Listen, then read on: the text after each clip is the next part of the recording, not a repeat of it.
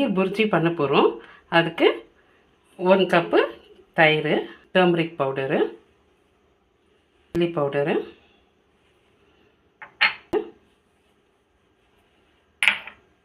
நல்லா மிக்ஸ் பண்ணிக்கலாம். எடுத்துட்டு அந்த டொமேட்டோவை நல்லா இப்படி கட் பண்ணி மிக்சியில் போட்டு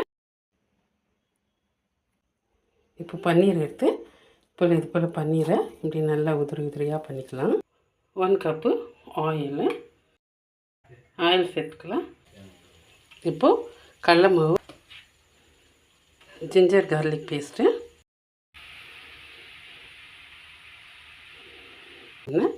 ஆனியனு,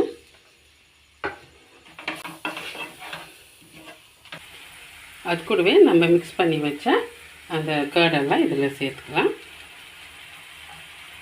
அது கூட சால்ட்டு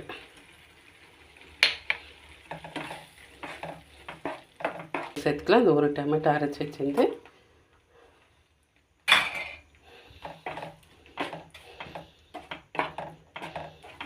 கொஞ்சம் தண்ணி சேர்த்துக்கலாம்.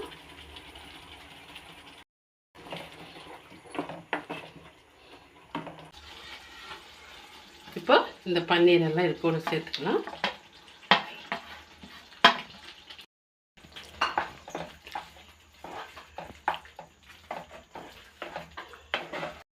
கூட கஸ்தூரி மேத்தி,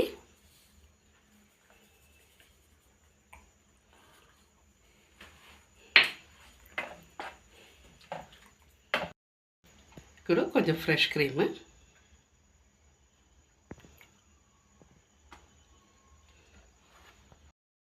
இப்போ ஒரு பட்டர், சின்ன பீஸு பட்டர்.